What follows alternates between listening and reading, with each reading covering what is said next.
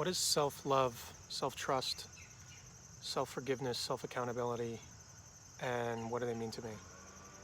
I think one of the most important things I've ever done in my life and started to do, going through some of the toughest times in my life, is trusting what is in my heart over everything and everyone, and my inner truth. And this practice of going to shutting my eyes and breathing wherever I am for 30 minutes, or just to sit, to breathe, to listen.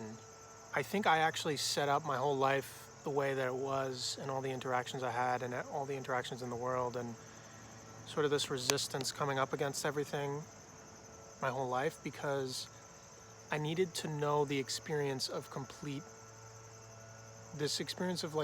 rejection or complete isolation or complete misery, because I wanted to go to the very deepest depths, because I felt that that's the only way that I can really know what true fullness is, and wholeness and harmony and flow, when I've been to the depths to get those roots in. In those moments when you realize that, oh, these people don't love me, or I didn't get into my college, or I didn't get into the right career, and I'm gonna be a failure, and my kids hate me, and my life is over, and all these things. I've been through so many of those devastating moments where maybe you see someone's true colors, or something gets pulled back, a veil gets pulled back, and you see the truth of them. Or you see that, oh, these people didn't really care about me the way I thought they did, or I got played here, or the world doesn't really care about me, everyone abandoned me, blah, blah, blah, blah, blah. Or, I'm not reaching the level of success or fulfillment or relationships or friendships that I want in my life. And I really thank God for all those times where I just shattered all these illusions, and I was heartbroken. Heartbroken about not fitting in, about, not having a girlfriend, not feeling like I ever had the equipment or disposition, or I was supposed to, not feeling that I ever belonged, or that I ever deserved to have a voice, and all these things. It was great that all these external things shattered, because it showed me that I'm my own best friend, and I'm my own lover, and I can give myself all the love in the world, and I can trust what's in here, and I can always, always, always go to myself. And I've exhausted this drug of ego enough. I've exhausted this drug of praise and validation enough to know how useless it is, and how hopelessly enslaved you can become to it. But self-love is something, it's like beginning a relationship with yourself over and over and over again. You're renewing that relationship with the inner child, that scared inner child that's in there. You are learning to trust yourself, learning to trust your voice over everything. And you're also learning that you are the authority of everything, and you are accountable to everything. If there's something in your outside projector screen that's really just coming from in here, unresolved issues, that's a part of you that you haven't healed yet. And it's just giving you the opportunity to heal it. So what I've learned is not to argue with the screen. Don't argue with the hologram. Go in here and realize that this is where the hologram is created, right here.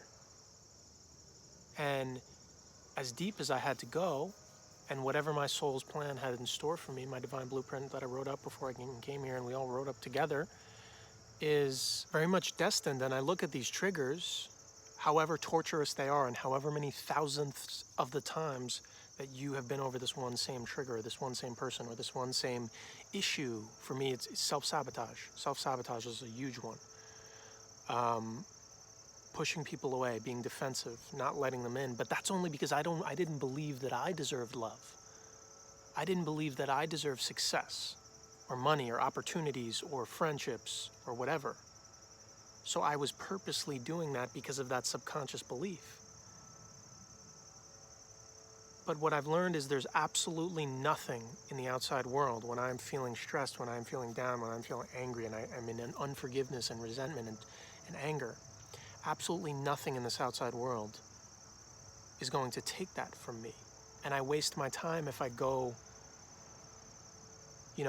excessively talking to everyone else about it, when really what I need to do is sit with my heart. Maybe do a session in the Akashic Records. I have an Akashic Records prayer that I say, and to go in and go out, and I've been reading up a lot about that, to access my own Akash. And I love that because it's just a ritual. It's like a special ritual for me. You say the exact same prayer, like the exact same words to go in and the exact same words to conclude the session. I have a big quartz crystal, and I just sit with myself. It's like a romantic date, an hour or two or how long, and that's how I settle out. And those are my special things that I do. Or I take a bath, or I walk barefoot in the grass for like an hour. That ideally, an hour barefoot in the grass. I'm needing it more and more these days. Hugging trees.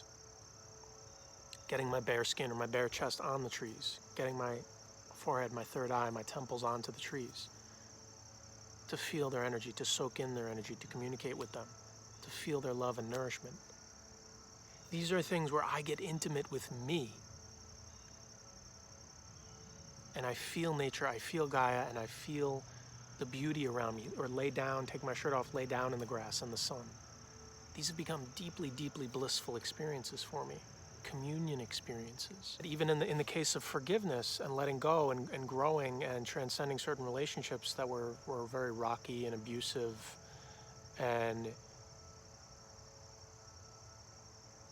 or I stayed in them or put up with abuse because I thought that little of myself, and I thought, I owe them, and blah, blah, blah, blah.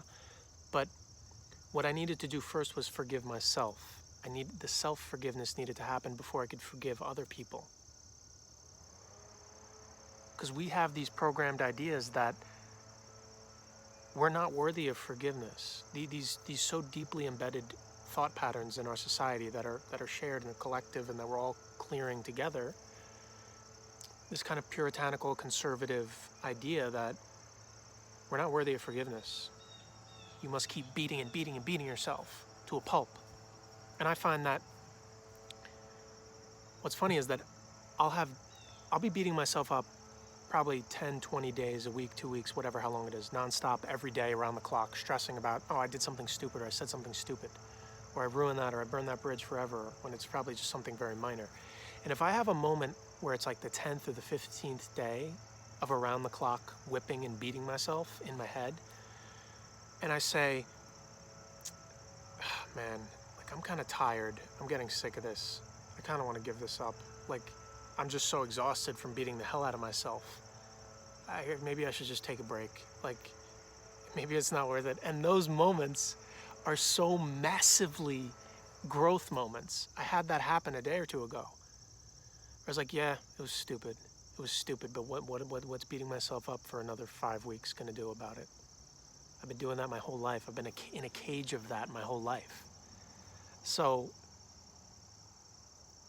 I really can't stress enough that for me, what I've found is that I needed all these people to play roles for me, these supposed villains or these people rejecting me or me being the loner, or me being the black sheep and all these things. I needed all of this to happen because I needed to heal those triggers inside me. That was what I wanted to sign up to do in this lifetime.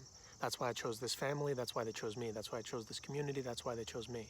It's all happening in perfect order. So think about your family or your loved ones or your issues. The challenge, how is it perfectly fitting into the puzzle piece of what you needed to do? And I know that I probably had a lot of lifetimes where I think that's a very much a soul theme for me, is feeling abandoned, being the loner, being the one who isn't worthy of love. Or, maybe in a couple lifetimes I got murdered, or my wife got murdered, or my family was taken away from me. You know what I mean? These are things that can play through in many lifetimes. And there are themes that you sign up to work on. But I would say for self-love, it's the hardest times for me in my entire life when I have nowhere else to go but break down and cry to myself. nowhere else. I have to find that solace and be my own shoulder to cry on.